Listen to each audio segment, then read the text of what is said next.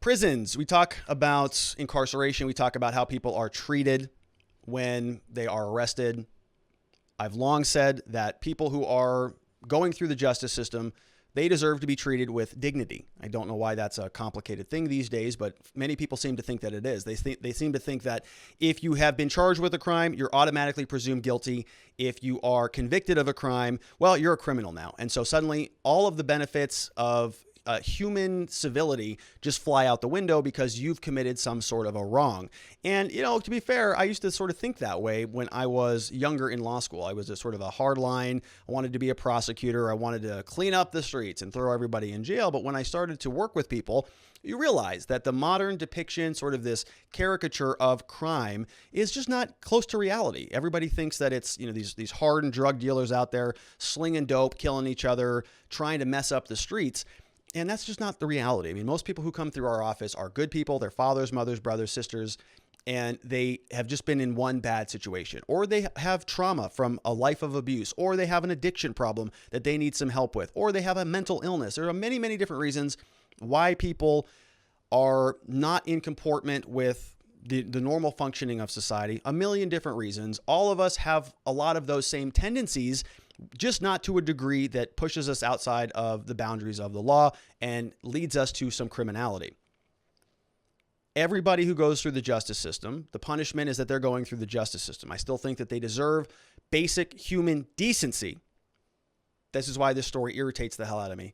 In Arizona, a federal judge fined a prison $1.4 million over a healthcare case. And we're going to go through this article in the context of 2018, 2017, and further back. They're getting penalized for behavior from those years.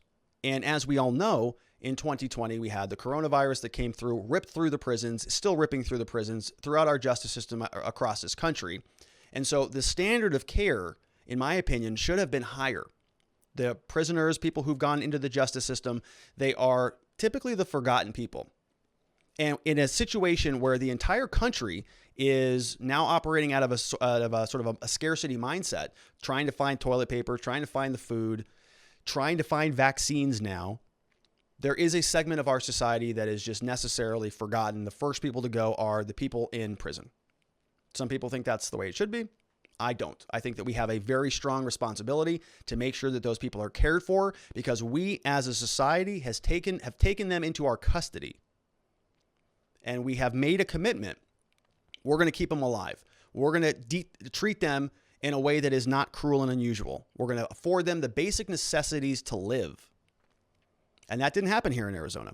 $1.4 million a judge fined. Now, you may say that's kind of small money. Typically on this show, we talk about billions of dollars. We just covered a story where the government wants another $300 billion for Alzheimer's. All right. This might be a small number, but this is a local issue. And the reason why I wanted to highlight this is because I'm going to guess, I don't practice in all of the other states in this country, but this is a common theme. When we had in Arizona, Sheriff Joe, remember him, so-called a self-anointed America's sheriff. We paid out as taxpayers tens of millions of dollars over his tenure. And for some reason, Arizona's just kept electing the guy. Cost a lot of money, more than necessary. And so if you're a fiscal conservative and you sort of want, have that tough on crime approach, you can think about it in terms of finances if you want. It's just as bad. But what's happening here is this court is now fining a prison for failing to provide proper health care to the people who are in the prison. And we're going to go through some of it. Stick with me on this because it's going to be kind of tedious. But I think the payoff is worth it when you understand that people are dying as a result of this negligence. And this story was broken, of course, by the great Jimmy Jenkins over at kjzz.org. So go check them out. They operate off of donations. So if you're feeling generous, give him a plug. He wrote this story. Federal judge has fined Arizona $1.4 million for failing to meet the healthcare standards in state prisons. This order was filed Friday. Magistrate Judge David Duncan wrote that the state had turned to a private contractor which has been unable to meet the prisoners' healthcare needs. And so this also sort of pings another issue about private prisons. So in this case, it's a public prison using a private contractor to provide healthcare. There's a back and forth that went on with this private provider for years, saying, you got to pick up the standard of care here. We have inmates here who need treatment. You're not giving it to them. So let's go through that in this context. A lot of people in prison. Arizona Department of Corrections farms out the healthcare provider to a different company called Corizon Health. And that's the parties that we're dealing with. Duncan, who is the federal judge, oversees a different prison health case, which was settled more than 3 years ago. So this issue has already been dealt with 3 years ago, and now they're trying to come in compliance. There was a case called Parsons versus Ryan, a prison healthcare case. Ryan is the Arizona Department of Corrections individual who's in charge of this stuff, was sued by Parsons. And so all of this now is saying we had a settlement agreement. The state agreed to meet more than 100 performance measures aimed at providing better health care to inmates in Arizona prison. So 100 performance measures. They settled on it. They had a settlement agreement. The financial sanction of the $1.4 million is a result of the Arizona Departments of Corrections and its contractor, Corizon Health, failing to meet those specific measures that were a part of the settlement agreement. ADC blamed its contractor, so the government says, no, it's the third party Corizon Health for those failures. Duncan, the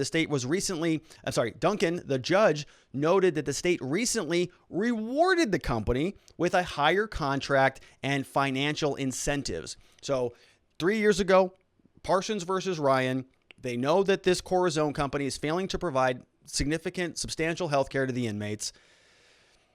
Failing.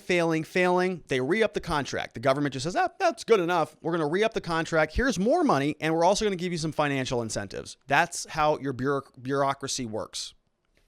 If a private contractor is pushed to the door, back to the article, because it cannot meet the state's obligations, then so be it, said the judge. Just such a result would flow directly from the state's decision to privatize health to save money. So they wanted to farm this stuff out to Corizon because they would say it saves money.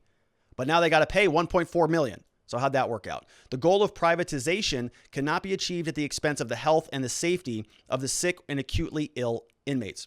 In addition, the judge ordered an independent monitor to oversee the current state-run monitoring team. Duncan wrote that evidence presented in recent hearings led the court to believe that the ADC monitoring team, which is the government team, and the data they use could not be relied upon. So as part of the settlement, the prison says, yes, we're going to create this little monitoring body. We're going to make sure that we're following the terms of the settlement. You were unhappy 3 years ago. We were not providing health care. We're going to monitor it. We're going to report back to you. This is it. The judge said, well, your monitoring is garbage. You can't rely on it. You're not doing what we said we would do, what you said you would do. Defendants and their contractor are at times more interested in obtaining compliance with the stipulation by playing a shell game than they're more interested in providing care. So they're sort of playing around with this stipulation. They entered into an agreement. They're just make-believing like they're abiding by it. The director of the Americans Friends Service Committee applauded the ruling, says, until Arizona accepts there's no such thing as cheap prison health care, people will continue to unnecessarily die under the care of the ADC and private companies like Corizon. ACLU chimed in here, said that this is a remedy of last resort. The court is out of options. Court had tried other less intrusive mechanisms of gaining compliance from the Department of Corrections. All of them failed. The people inside the Arizona state prisons must receive the necessary health care to which they are entitled under the Constitution. We'll work to make sure that the DOC meets that obligation, saying that Corrections Director and Governor Doug Ducey, saying that it sent a message to them. They can't just be nonchalant and indifferent about a federal court order that settled the lawsuit between the parties. People are in custody. They're continuing to die, literally die, while their contractor is providing health care that is patently inadequate and unconstitutional. So I just can't state the severity of this, right? This is not like somebody has a tickle in their throat and they see a doctor a day late. People are dying in prison as a result of this, and I'm going to show you what it looks like. So this is the original judgment. So judgment in a civil case. You can see the amount, $1.4 million down here. It's contempt fines for December 2017, January 2018, and February 2019. Only for those months. 1, 2, 3 months. $1.4 million. It's due and payable to the registry of the court to be kept in the registry until further order of the court. Judgment shall bear interest at the federal statutory rate until it's satisfied. So this judge is pissed, not happy. Right? This is not something that happens often. Order and contempt. So this is where the order came from. So let's go through some of this. In October 2014, the parties settled this case. Once again, Parsons versus Ryan. What are we talking about? There was a settlement and a stipulation, which means it's just an agreement. The stipulation is both sides, they come together. We understand each other. We're agreeing that these facts are the same. We agree that this is a reasonable solution. We're both going to go our separate ways and try to get this stuff implemented. All agreed upon, all entered into the record back in 2014. Fairness hearing was set in 2015. Under the stipulation, the defendants, so here the prison, agreed to provide health care to the class members as measured by 103 performance measures. Then in April 2016, defendants failed to meet many performance measures. So the prison failed. The plaintiffs, again, filed a motion to enforce the stipulation. Hey, they're failing. We need you to go and tell them to do it. They went back to the court. The court heard their case. At a status conference, the prison then submitted a response to the remediation plan. So what is the plan that we're going to follow? Court went through. We had a couple different hearings. November 2016, after the first remediation plan to get things back on track, the court determined that the defendant's plan did not, in fact, remedy the deficiencies during the first complaint. They go through some of the law. The court has the power to make them get into compliance. May 2017, we're going through a little timeline here. The defendant Pratt testified he did not know of any instances of compliance with the outside provider order. So they know in May they're not complying. The court then conducted these monthly status conferences with the parties. They were lengthy. They constituted the court's efforts to understand the impediments to compliance, and they wanted to prompt the defendants to meet their obligations under the stipulation. So the court will do this from time to time when they say, we're just going to continue to set status conferences over and over and over again. And what they're doing is it's sort of like a parent just reminding you to clean your room. All right. You're here now. Why can't you provide health care to these inmates? Okay, because it's a prison and I don't know, they're in cells, so it's a little bit different procedure than somebody walking in the front door of their doctor's office. All right, okay, we got that. And I'm not saying that this was their issue. This is just kind of hypothetically speaking, but they say, well, we can't do it, Judge. Here's why. Judge says, all right, fine. Okay, so you can't do this. Mr. DOC, what can you do? Sir, what can you do? And the judge is sort of mediating a solution to this. And then the judge says, can you get that stuff done in 30 days? And they say, yes, Judge, we can do that. Okay. All right, we're going to come back in 30 days and we're going to check. They come back in 30 days. Did you get your stuff done? Apparently, no, we didn't. In May 2017, Pratt says, no, I don't know of any instances where we've been able to comply with that. So the court says, well, okay, we're going to set another status conference. Can you go back and fix that stuff? Because we got to come back and talk about it in 30 days. They're prompting the defendants to meet their obligations. The centerpiece of the status conference, as with the stipulation, was compliance with the stipulation as measured by this. And I want to spend some time on this. The CGAR code. The code green, amber, red results. The CGRs are the monthly report card on the defendant's performance under the stipulation. For many of the PM locations, particularly PM's addresses of critical components of inmates' healthcare compliance remained unattainable. Right, so we're talking about this report card called the CGAR, code green, red, amber, red. Every time they come back to the status conference, are you in compliance? What's your grade? What's your score? June 14th, fast forward. We go from May to June. Court informed the defendants that effective immediately, every single failure to comply with certain performance measures at certain prisons would result in an order to show cause as to why a $1,000 fine should not be imposed. So they're saying, you're on notice now. If you continue to have these problems, every time you have a violation, $1,000. Do you understand? And the court would issue what's called an order to show cause. We're finding you in violation now. You need to come here and show why. What is your cause for your violation? And you need to be prepared to explain why we shouldn't fine you $1,000 for every single instance. We've been monitoring you. We've got a report card. We've got data. We've got remediation plans. We've got a lot of stuff that you can do to go solve this problem. If you don't do it, you better be prepared to explain why I shouldn't ding you $1,000 for every violation. Based on the plaintiff's suggestion that the defendants should have time to cure their ongoing failure to comply, the court held off until October 2017 to enter its order that, quote, effective immediately, defendants shall comply with the specific measures at the specified prisons for everybody. And as a part of that order, the defendants were also required to file a list of every single instance of non-compliance. So now they're keeping count. Better add those up. November comes along. The court adds performance measures. An order to show cause hearing was then set in January 2018. So you can see, and the court does a very nice job here saying, we tried,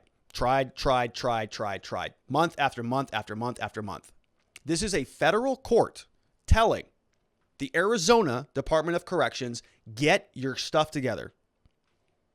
Month after month, they just say, well, I mean, it's, no, we're not doing it. Defendants requested and they received several extensions for submitting the list of every instance of noncompliance. So the court says, start keeping count. They say, well, we need an extension. As part of these extension requests, the defendants informed the court for the first time that there was no system for collecting real-time data on compliance with any performance measure covered by the stipulation. So they have just been telling them that they know how to measure this stuff, and then finally it comes out. We can't actually even measure it.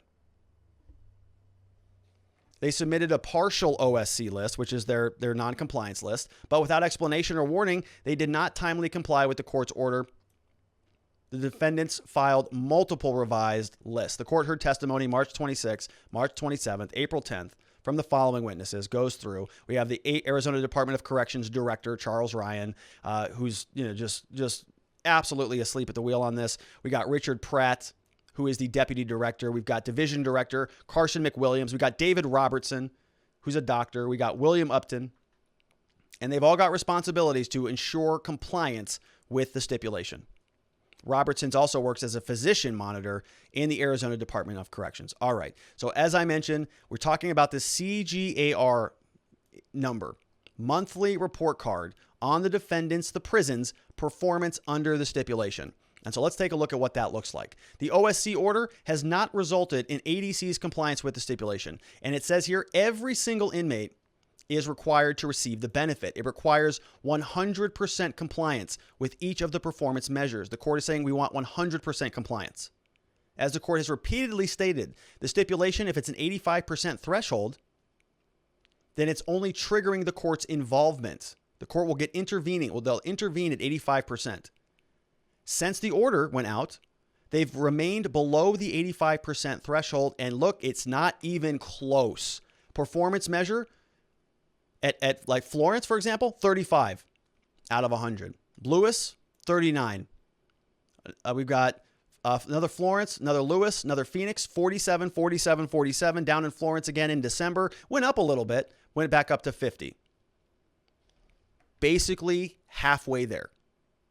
For months. And look back at these dates. So they've just identified a couple months. December 2017, January 2018, December, January, 2 months. January, March, 3 months. February, 4 months. 4-month window. About 0.5%, 30% at even. 35%. So what does this mean practically?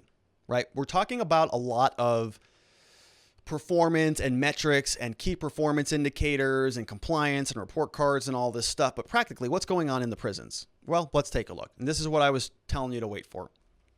The escalation list. What is this section? In the summer of 2017, Dr. Robertson, who we just heard from or talked about, was speaking to Dr. Falhow, who is Corizon's Western Regional Director, almost daily about obtaining specialty care for specific patients because of their consults. Their consults were languishing, and prisoners were not being seen on a timely basis, according to the doctor at this citation. Dr. Robertson felt that, quote, utilization management was being arbitrary. Subsequently, Dr. Falhow, who works with Corizon, and her team decided to have meetings on every one of the cancer patients in the Tucson complex. We skip forward a little bit. This is you can see this is paragraph 14. We're going to skip down to 21. Dr. Robertson testified that the system of weekly meetings about the escalation list is, quote, working to obtain care for individual inmates, but acknowledged that if the system worked as it should, then high acuity patients would receive appropriate care as a matter of course, and there would be no need for an escalation list.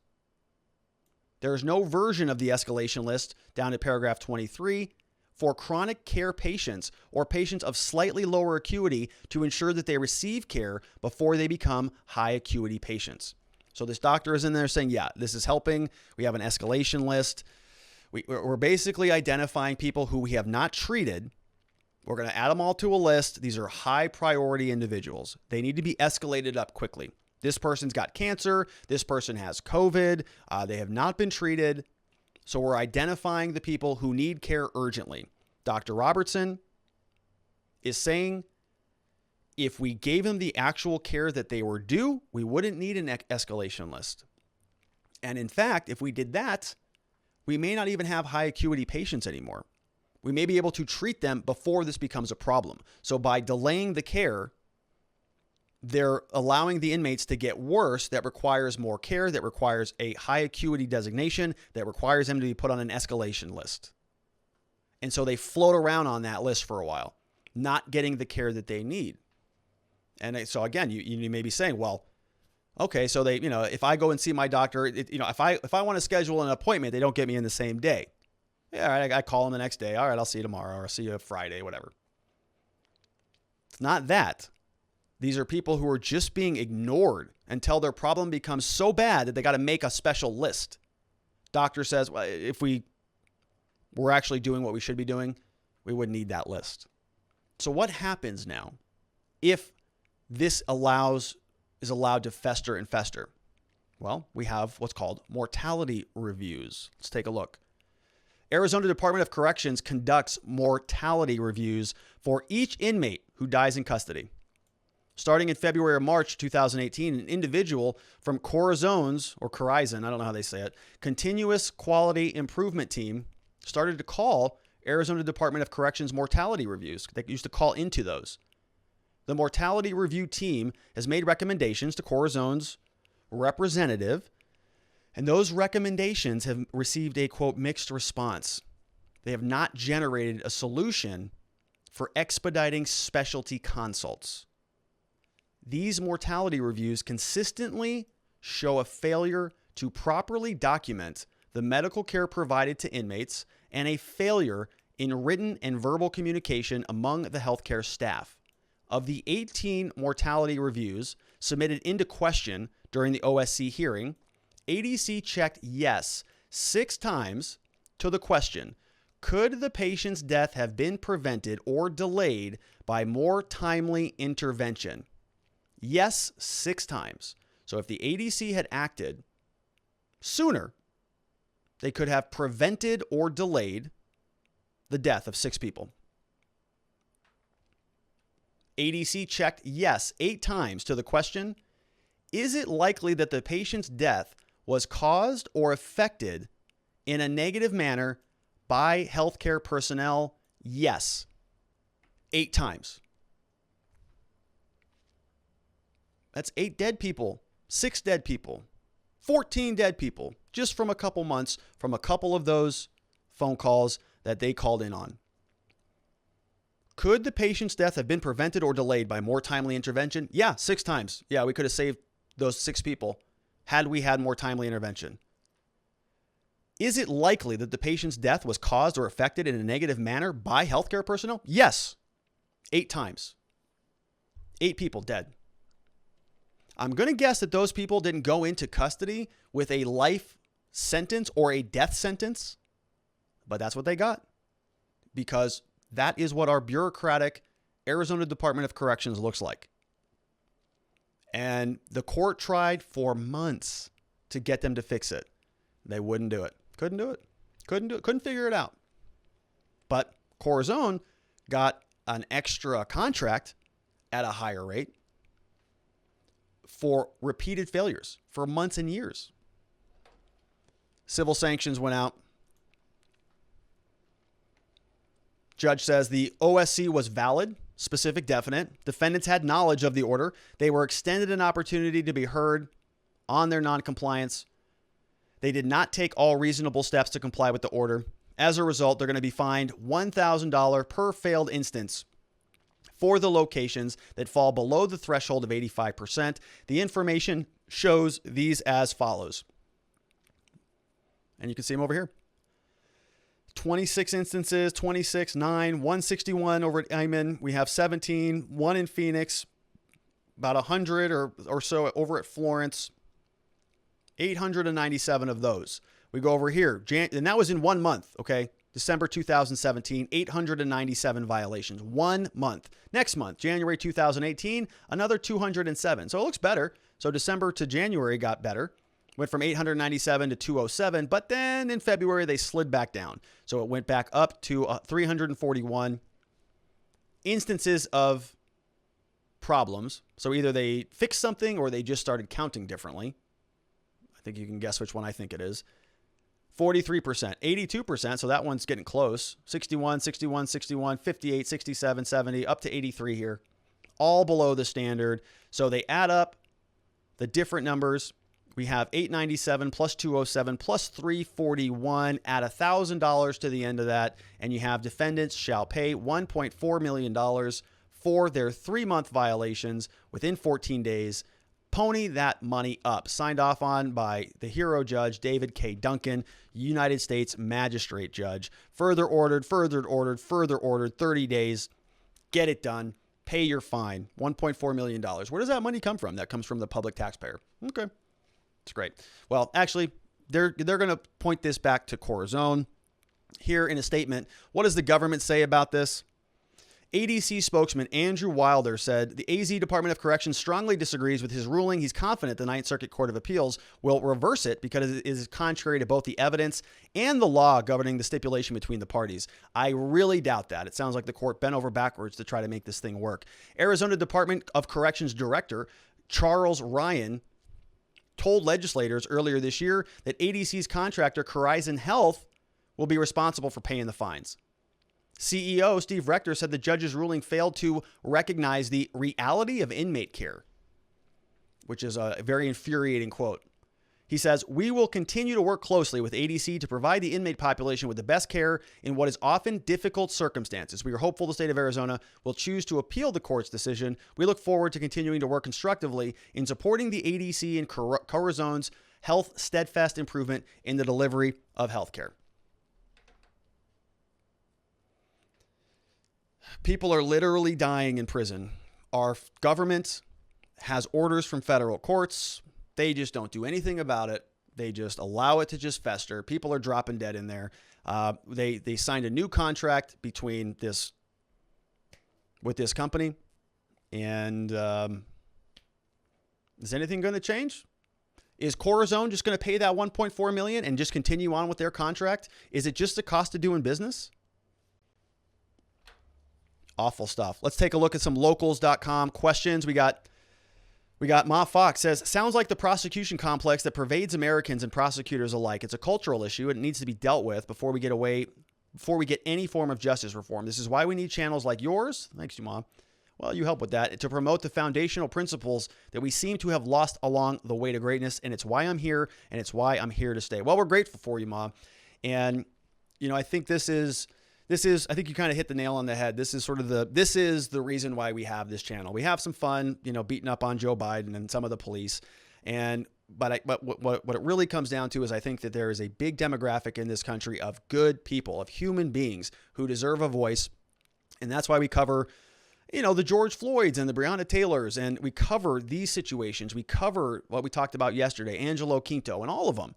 Because they're missing a voice in this country. And stories like this, they just go by the wayside. And I know it's not that interesting. I know we're talking about CGARs and we're talking about compliance and the Department of Corrections and healthcare and all of this stuff. And most people are more concerned about the pebble in their shoe that's bothering them than they are about some nameless criminal defendants who probably did something bad that most people disagree with, locked away in a prison, thousands of miles away from their reality. But the fact is, those are people too, and they are forgotten, and they need representation, and they need a voice out there. And so the fact that we can talk about these things, as I say at the start of the show, with the hope of encouraging some meaningful change, shine that spotlight of accountability and transparency back down upon these people. Most news stories, this story is not going to get covered because it's too dense, it's too thick.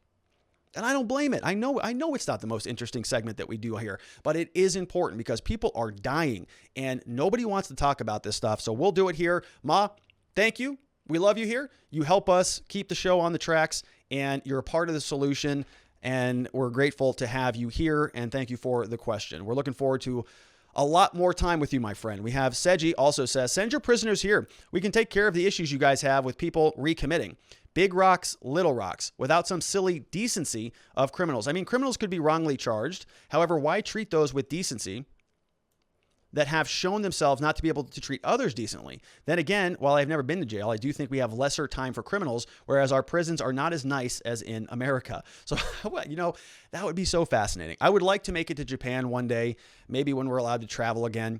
And I would like to learn more about how other cultures and how other countries do criminal justice reform, because it's been sort of a fascination of mine to learn more about the different theories, and more than just the theories are pretty easy. They're, rehabilitation, punitive types of punishment, but how are they actually implemented in practice? And I would love to see how the Japanese do it. We have Jeremy Matrita says, I love the perspective you bring to criminals. To uninformed or ignorant, criminals are bad and therefore should be condemned. However, as you said, one wrong move or one bad decision could put you into the group of criminals. They may have made mistakes, but they are certainly still people who deserve to be treated fairly and given the opportunity for redemption. And yes, and they're in the process of doing that, right, Jeremy? They are paying their debt. They are paying their dues. Society has convicted them, and they said, you are sentenced to do this. If you do that, then we have this implied contract that we're going to take care of you, right? It's not a death sentence. People take plea deals all the time. Somebody will say, look, I screwed up. I know I've got a problem here. I'm going to agree to take my penalty. I'm going to enter into a plea agreement. I'm going to go to prison for 5 years. I'm agreeing to do that. I'm accepting responsibility. I'm going to pay my penance. And we as a society say, thank you. We're going to give you a better deal. We're not going to go to trial. We're not going to ask for the maximum. We're going to negotiate an agreement, and you're going to go serve your time. And in that contract, we as a society have an obligation to make sure that those people don't drop dead because we can't provide them health care, or they don't drop dead because of COVID, or they don't get raped by the prison guards. That's not part of the deal they signed. They didn't sign in there to go in there and get raped in the shower. Okay, that's not part of the deal. The deal is they get removed from society. They pay their penance, and when they come back out, we as a society should say, hey, thank you. You did something wrong. You owned up on it. Welcome back. And we should welcome them back with open arms and with some new tools so that they can learn and make more of their lives while they're in custody, so that when they come back out, they're not a burden on society. They actually can contribute and share their story. But we can't do that if our bureaucrats are just funneling money back and forth between broken third-party entities that are terrible at their job, but continue to get contracts from the bureaucrats here in Arizona and elsewhere around the country. This is not just Arizona. I happen to be plugged into Arizona, so I know more about how this stuff works, but I can guarantee you this is not just a localized incident. I can assure you this is happening elsewhere in this country, especially in light of COVID. Healthcare is already being rationed around this country. People are killing each other over vaccines for some stupid reason and dressing up as grandmas in order to go take the needle out of an actual grandma's arm.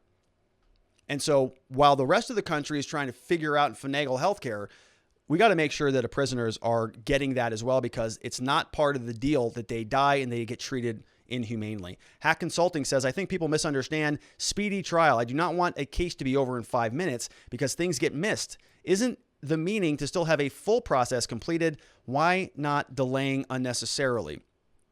So the right to a speedy trial really protects the defendant. That's what it's for, because it was sort of a commonplace where prior to that right, you would have people charged with crimes and they would just sit in custody forever. The government would keep continuing the case out. So they would have no due process. In other words, that's where you hear the phrase justice delayed is justice denied.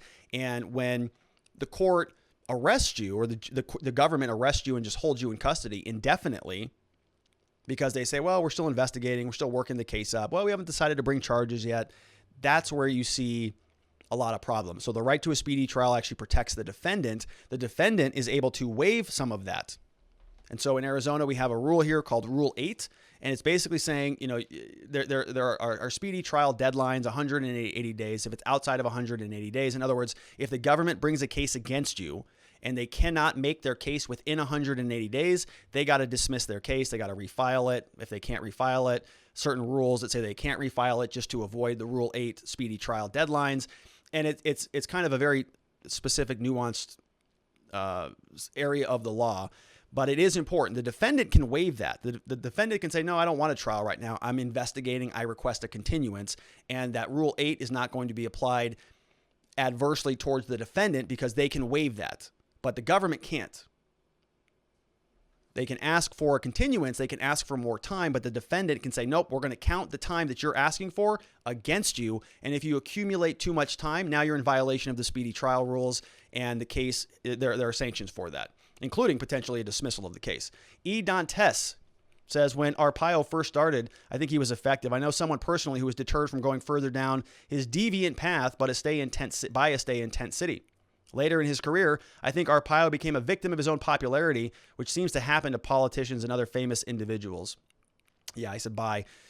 And I think you're exactly right. Sheriff Joe turned into this caricature of a sheriff. He had people out in chain gangs. He had people wearing pink underwear and pink things. I did a video, a clips video.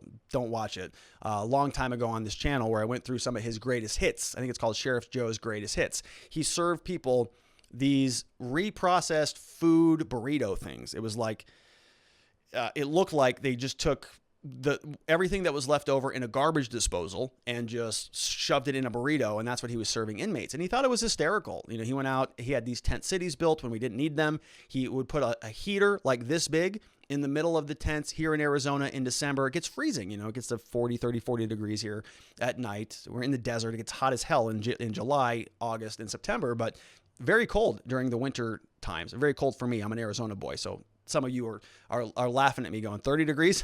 That's cute, but it's cold for me.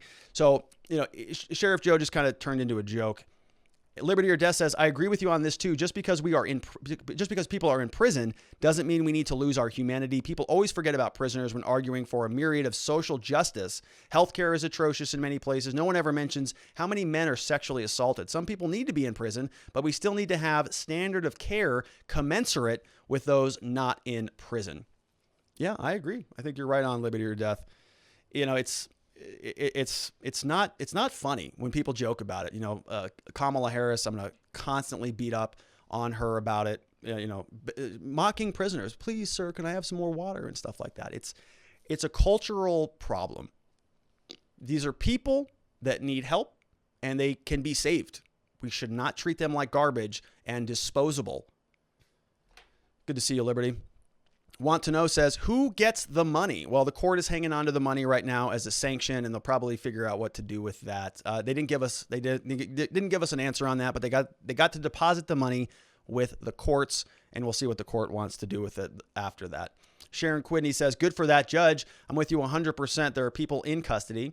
These are people in custody, so they need to be taken care of properly. Seems to me like depriving prisoners of health care would constitute cruel and unusual punishment, wouldn't it? Isn't that in the Bill of Rights? Well, you are, and I think that you are right, Sharon, and I think that's where this original lawsuit happened. So we didn't cover the ultimate settlement agreement because we would have gone back to 2017, I think actually 2014.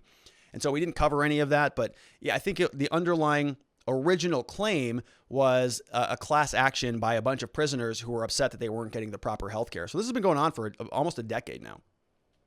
And now we're just seeing a result. Okay, penalize them, $1.4 million. Pinky 2 says, as a juvenile diabetic, I understand serious healthcare needs. I cannot imagine if a diabetic like myself with constant intervention needed all day, because if you had it a lifetime, things are more challenging. That's one illness. So many chronic illnesses require meds all throughout the day. These are people like us that were convicted of a crime. They don't always come in healthy. Being behind bars, we stripped everything from them. Yeah. And I think that we as a society, as a compassionate society, have to make sure that we're caring for these people. And I'm not saying that they need to be like at a Four Seasons. Okay, we don't need to put them up at the Ritz-Carlton. But we do have to give them the basic standard of care. That's the decent humane thing to do. And it's not happening right now.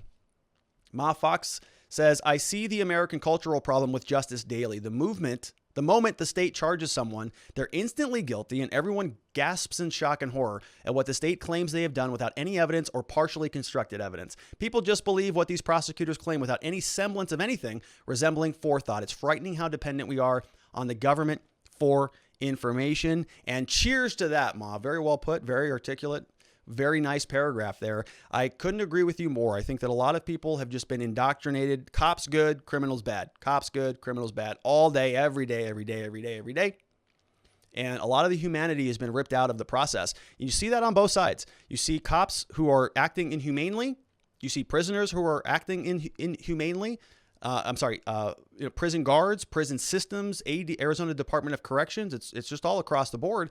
And then even people who are not in law enforcement, on the other side, they're sort of watching what the cops are doing and they're cheering them on. Yeah, good job. Go get them. Go round up those criminals. Every time justice reform comes up, I popped into a different room over on Clubhouse, and it was a conservative room. And I said, hey guys, I think you're missing the mark on some of this criminal justice reform stuff. There are a lot of Americans in this country who, like me, are more, libertarian-ish minded, smaller government minded, and justice reform is the epitome. The law enforcement system is sort of the epitome of the big problems that we see in government. So maybe as the GOP or as Republicans or as libertarians or as more of a freedom-oriented group, that becomes an issue, and they sort of just laughed me out of the room, because they're so brainwashed into cops are good, criminals are bad. We got to support the police no matter what, even though the police are largely funded by unions and they have billion-dollar budgets, no accountability, no transparency whatsoever. They won't even put on body cameras in certain cases. So,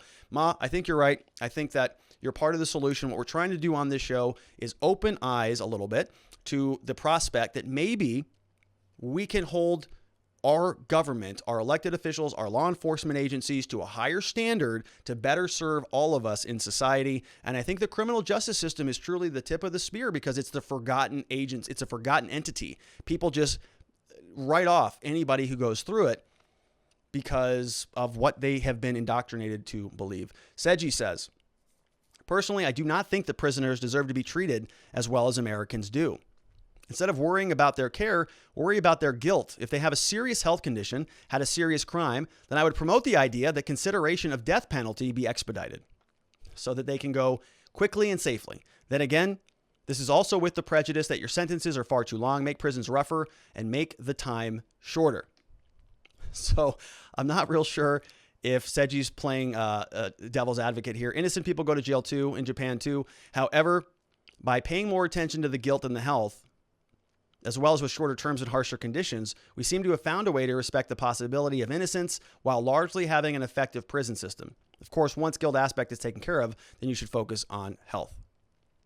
So Seji, I think that maybe we just shouldn't even have prisons. Maybe as soon as somebody is convicted, even if it's a traffic ticket, we just say, all right, well, you had your shot. That's it. Right to the electric chair. Just right out of the way. Sorry. We are a society of laws. And if you break the law, death penalty. Bye. Then we don't even have to talk about healthcare. We don't even have to have prisons. Think about all that money that goes to the prisons. We should just have a big cliff and we just throw people right off of it every time they break the law. Osak says, Rob, great job on the show. Don't let things get you down. We support you. Question. So when a judge, thank you, Osak, for that. I appreciate it. Genuinely, I do. I'm not down. I just get a little bit frustrated from time to time. Question. So when a judge makes a ruling in a case, how long is it from the date it is signed till the date it is made known to the public? Is the average time 1, 2, or 3 days or more? And is there a difference if it's highly publicized time? Is there a difference in time versus state versus federal? Very good question, Osak. It kind of depends on a lot of different factors. So if it is a federal court case and you're an attorney, you can get that stuff pretty quickly. So like with Ghislaine Maxwell, for example, I logged into a different platform called Pacer, and you pay some money. I think I paid $1.90 for the documents that we went through today. Very small amount, like 10 cents a page or something like that. And I just download the documents. So those are almost instantly available, but you have to be an attorney to go and access those documents. Another way that the public can get it is if you go to, there's a website called courtlistener.org, which different attorneys will install a browser plugin so that when they're browsing Pacer and they're downloading documents, it's awesome. It will actually download a document to the court listener so that it now becomes publicly available. It's all public record, so you're not violating any public privacy rights or case confidentiality rules or anything like that. But it's just behind a paywall because that's what the government does. So some of those things are immediately available. In other cases, some courts, like more local courts, like there's one case that I tried to find information on, but I just couldn't do it. There's certain states that just have very inaccessible court records. So Arizona is actually one of them. We have public access, but you still can't go in there and download certain documents. A lot of our stuff is available online, but you can't get the actual document. So if you wanted to do that, then they're just not by default made publicly available. You would have to go file a FOIA request or a specific record request from that court. So it just depends. Thousands of different courts, thousands of different jurisdictions. Some of it you can get right away. Some of it you have to submit a formal request, and that can take, 6 weeks on some stuff. So we have another one from Nadarb. Do you know what the average score is across the country, and is AZ just doing horrible or just our prisons in general? So good question, Nadar. I don't know, honestly, what the landscape of prisons are across the country. I would guess that it's probably very similar to what we have here in Arizona. A lot of these companies, these are actually very big companies, and they offer services to different facilities across the country. So I'm not sure what other contracts, Corizon or Corizon or whatever, that they have, but I'm going to guess it's not just one prison, right? This is a company that is healthcare for prisons, and I'm going to guess that they have, the same contracts with other agencies throughout the country, and so you could probably expect the same standard of care based on that one company, and they're just one of a dozen that are also offering services to our law enforcement facilities. Sharon Quidney says, this is horrible. It's effectively a death sentence. The amount the judge is ordering as a fine is way too little. And I agree with you on that. That was sort of the first instinct that I had. Well, this is pretty low. But then when you think about it, it's only 3 months. It's only 3 months that are a part of that sentence or part of that sanction. So if the judge says, all right, well, we're also going to get you for the rest of the year here, and we're going to go backwards a different way, and we're going to start adding it all up, that number could go up quickly. We have Hack Consulting says, the issue is likely the corrections officers too busy acting like little tyrants in their position of authority and likely go back to checking their phone instead of the cameras. Wish people would have a work ethic. Yeah, and I think you're right on the mark there, Hack. It's sort of indifference, it's apathy, it's laziness, it is culture. It's just, they're just prisoners. Oh, that guy's a child molester. Oh, that guy beat his wife. Oh, that guy's an alcoholic. Oh, that guy's a drug addict. Who cares? That guy's a maniac. He's a mental illness guy, right? His hygiene's bad. He stinks. We don't want to go deal with that guy. So they just don't. And then as we see, at least according to this one document, 14 people are dead, where they said, well, maybe we could have done something about that. 14 dead people. Rob, the prison should be placed back under state control or leave it private business. Yeah, I'm not real sure what the solution is on it, other than we get a lot more accountability, a lot more transparency. This case has obviously been going on for a long period of time. They got a lot of leeway, and people were dying as a result. Bumma lick it. Why not parole them early? At least they did time for the crime already. Politicians did more harm to society and no penalty to impose to them. Where is the justice? It's a good question. It doesn't feel like justice because a group of people are paying a much bigger penalty than what they had already agreed to and what society had deemed fair, what a court of law deemed fair, what prosecutors deemed fair, what their defense attorneys deemed fair. They get a sentence that is their life when they didn't sign that. Nadarb says, how do you feel about the media and how they are allowed to talk about cases people before they have been tried and pretty much make someone guilty before they have ever seen the judge? Should they be able to report on it the way they do? Just curious how you feel about that. Yeah, Nadarb, I do think that they should be able to report about it. I think that it is public interest. I would definitely not like to see sort of a moratorium on any of this stuff. I think it is important that we talk about these issues. And it certainly is not without its problem. Okay, we were just talking about today on Clubhouse the Derek Chauvin trial. Is that guy going to get a fair trial?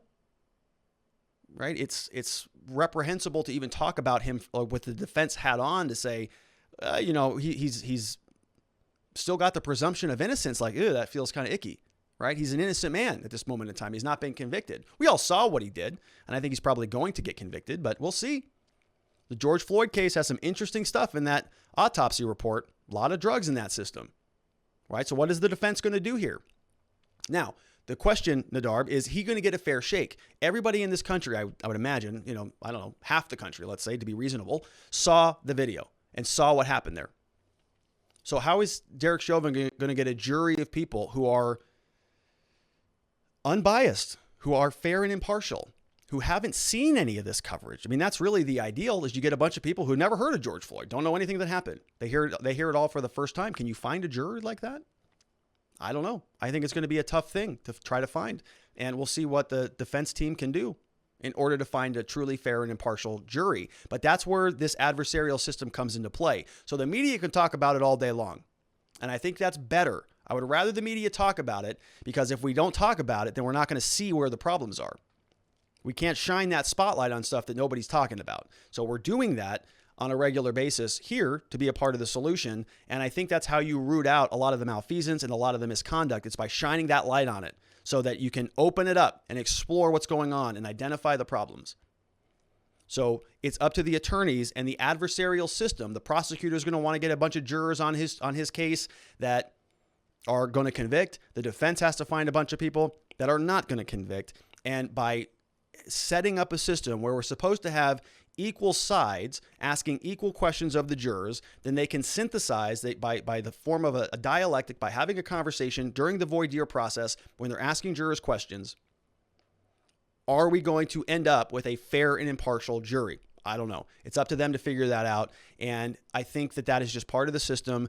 We certainly want to continue to talk about these issues because that's the only way that we can root out the problems in our system. We have Farmer's Daughter says, Robert, you are a lovely, compassionate man. Oh, Farmer's Daughter, I'm going to blush over here. Somebody bring me an ice pack. Thank you for your humor and your intelligent insights. We need more folks like you. Well, thank you, Farmer's Daughter. It's a very nice, very, very nice statement. I appreciate you much. Thank you for sharing that. We have Croc1 Alpha says, I have a fundamental disagreement with the prison system that upskills prisoners who did wrong when those who struggle street that don't get the same upskilling opportunities, but did obey the rules and society expectations. Okay. So that's a fair point, actually, Croc1 Alpha. I really appreciate that. So I think what you're saying is, as a society, we have a lot of people in the world already who don't get the benefits of being provided education or tools that they can increase their skills so that they can become more marketable, live more productive lives, make more money, have better relationships, whatever your sort of success criteria happen to be. And so you're saying if we suddenly gave those opportunities to inmates while we're neglecting the people out in the real world by providing those opportunities, that doesn't seem right? The people in prison have done something wrong, whereas the people outside have not done something wrong. And so you're affording people in the prisons better benefits than the people outside of the prisons. I think that's a fair critique. And I think you can have some very good in-depth conversations about it. In my opinion, I think the goal here is that the people in the prisons are below the standard. You know, we have a set of rules in society that we say you gotta abide by this standard. We're trying to get everybody up to that, right? We're trying to get people with full education and school and healthcare. We're working towards that. I think everybody wants that. Even libertarians and conservatives, the so-called heartless fiscal conservatives who are always complaining about spending and taxes, right? Which is largely me. I'm always complaining about taxes. But my underlying goal is not to strip people of healthcare and education and success and happiness. That's not at all. I just think there's a better way to get that to people in the most effective way. And the government is not part of that solution. The government slows that down. It hampers everybody. It taxes people so that they can't go and be creative with their money and hire new people and start new industries and create new products and sell new widgets. The government depresses American innovation when they do all of that stuff. And so what we're talking about here is the level. I want everybody to get up to that level. When you break the law, it's pretty clear that you're falling below that standard. You're no longer in comportment with the baseline that we expect out of society. And so you got to go down into prison. You're down here below the line. And so when I talk about giving them opportunities in education, in my opinion, it's to rehabilitate them back up to that position. And I know that might seem unfair because you're saying, well, there are other people who are below the line and they haven't broken the law. So how do we get them up there as well? And I'm open to those conversations about it. And I'm open to those things. And I think it's a good point. And I think we have just disagreements about how the people who are outside, who are under that line, who are not in prison, how do we get them up most effectively? It's a different system because they have freedom where the prisoners do not. So we have a little bit more obligation because we've already taken something away from them. And so we have a little bit of a different environment versus somebody who's out of custody. But it's a very good point. It's a great question. Thank you for asking. Seji says, while our prisons are a bit rougher than America, at least we provide them food and water. Sheesh. I know. Hack Consulting says, at Robert, I think the reason why people freak out about the initial charges and never readjust is due to a lack of critical thinking, like the New York Times SIFT method. I don't know what that is. As such, when the state presents charges that will later be argued, no one sticks around a year to see what the judge has to say. Yeah. Yeah, I think that's accurate, right? People, it's sort of like drive-by outrage. That's ridiculous. That person's a piece of garbage. Did you read anything about the case? Did you see the defense? Did you see any evidence presented? No, but I read a headline and I saw it on Facebook. Shouldn't be drinking and driving. Throw that person away for 100 years. All right. I get it. Nadarb says, I was arrested once for felony drug charges. I was locked up in a room with 50 other people, including people charged with murder, violent crimes, all because my charge was a felony charge. That is just insanity. In no reality should a drug offender of any kind be locked up in the same area as violent criminals. I totally agree with you. Totally agree. I think that the culture on drug crimes is horrendous. I think that it just perpetuates drug use, addiction, and death. And we can change that immediately. A lot of this is remnants from all of the 1980s and 1990 crime bills. All just really severely penalized drug use. Seji says, why is there such a disparity between felony and misdemeanor? And yes, just execute everyone when they are convicted. No need to worry about innocent convictees. Hey, sometimes if you want to make an omelet, you got to break a few eggs. All right. Why is it such a difference? I don't know. That's just how our system works. It kind of came out of a common law tradition where our statutes developed into what they are now. And I think it's time for a refresh on a lot of it. I think that a lot of what we have on the books today in terms of criminal charges are from a bygone era, and they're in dramatic need of being refreshed. But the reason we don't see it is because if a politician comes out there and says, well, we're going to reform a lot of this stuff, then they're deemed as being soft on crime. They lose the support of the police unions. They lose the support of the firefighters. All the conservatives bail out. They say, what? I thought the police were anointed saints and heroes.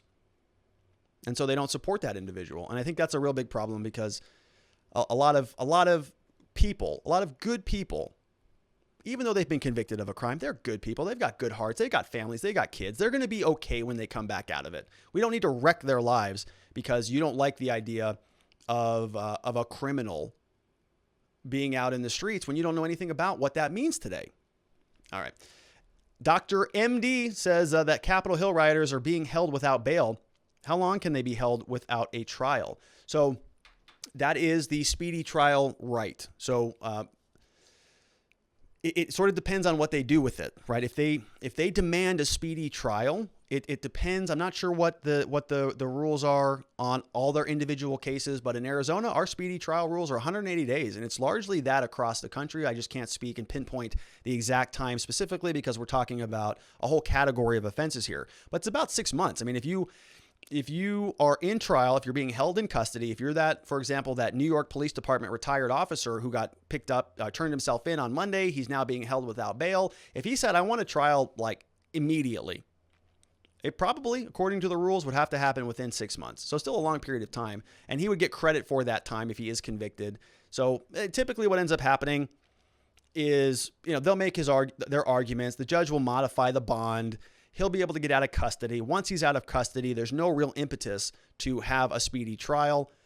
So they'll probably try to negotiate this out. They'll have a back and forth with the prosecutors. They'll exchange discovery. They'll have plea negotiations. We just saw that 2 attorneys who were charged for throwing those Molotov cocktails back during the summer unrest, they've been proposed a plea deal.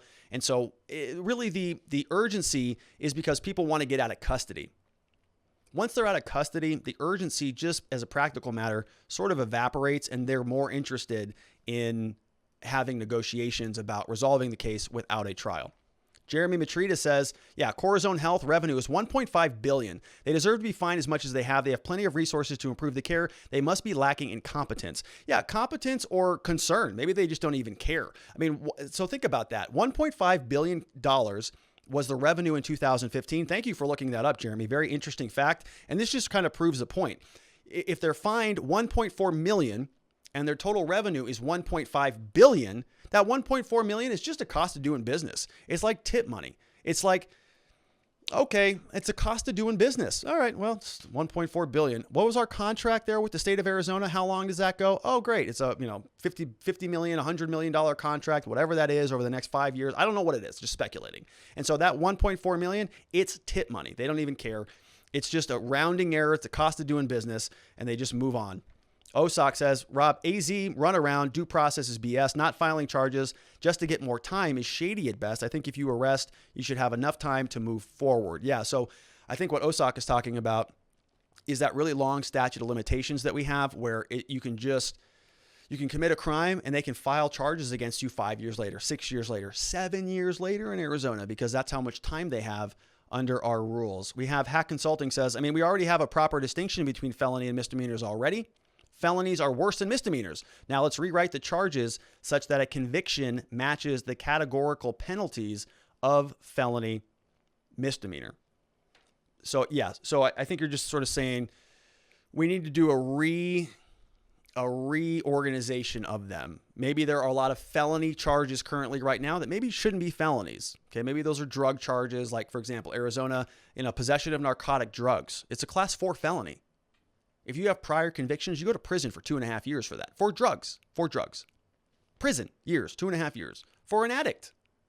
3 strikes rules, thank you, 1994 crime bill.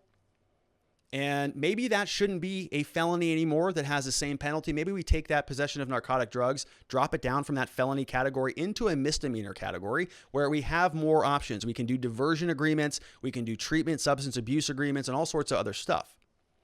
And that's what I'm talking about, Hack. I think it's a good point, and thanks for bringing it up. All right, that was the last question. Long show today. Oh, my goodness. We had 3 segments, and it was the longest show we've done in a long time. I want to thank everybody who supports us over on Locals. Great people over there. Chairman of the board, we got CLRO. We've got Dr. Renal MD, New York Renal MD in the house. Saw him today. Who else do we have going on? We got Sliding Edge, Ma Fox, as always, Miss Faith Joy. As always, Farmer's Daughter in the house with a very nice compliment. Thank you for that.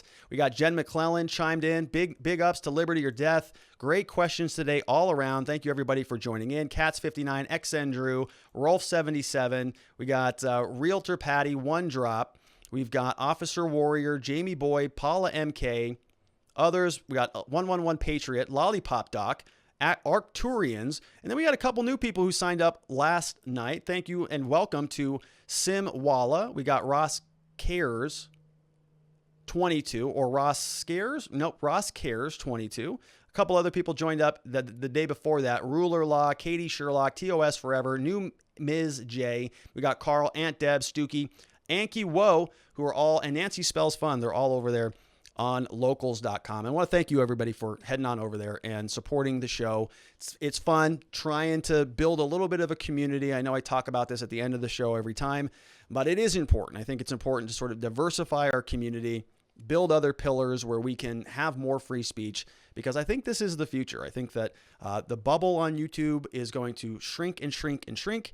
I'm hearing from other friends of mine who have channels and say, yeah, views are down for the controversial stuff. They want it to be tech videos, makeup videos, and, celebrity gossip, and then CNN. All right. So if that's what they want to do, then we as free thinkers, rational thinkers, we got to find other places where we can have the real conversations. Because if you have to limit your speech, are you really having a free conversation? Are you really sharing your thoughts? If you have to be careful about your pronouns and your verbs and the language that you use for fear of canceling, getting canceled or triggering somebody, it's a bummer that we can't have the same conversations that we used to have, but it's all right. We have other platforms. And so those of you on Locals are helping us build and achieve that vision. So thank you very much for that. If you're not already over there, you can get a couple cool things. Grab a copy of my free book by heading over there. It's called Beginning to Winning. It's available on Amazon, but you can download the PDF. The link is on Locals. Miss Faith posts the slides over there. The impeachment party documents are there, but those are going to be getting a refresh. The existence systems, check those out. I'm working on a little bit of a project for that.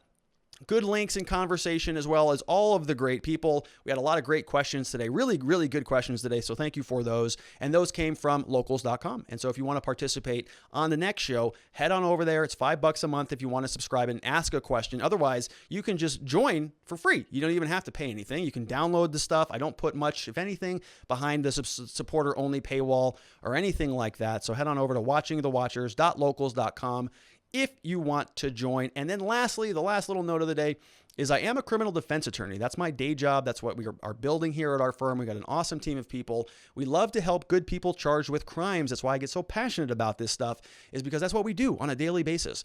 And so if you know anybody who's been charged with a crime, things like DUI, domestic violence, drugs, minor felonies, major felonies, if they want to clear up a record, if they want to remove a mugshot from the internet, restore their rights so they can vote again, have a firearm again, apply for federal benefits, we help with all that stuff.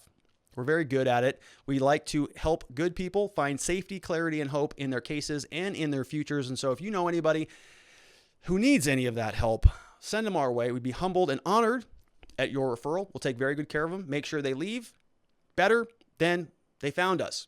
And that's it for me. I want to thank everybody for tuning in. Long show. Thanks for sticking with me through it. We'll see you back here, same time, same place tomorrow. It's 5 p.m. Arizona time, 4 p.m. in California in Pacific time, 6 p.m. Central in Texas, 7 p.m. on the East Coast. And for that, Florida man, everybody have a very wonderful night. Sleep well. See you right back here tomorrow.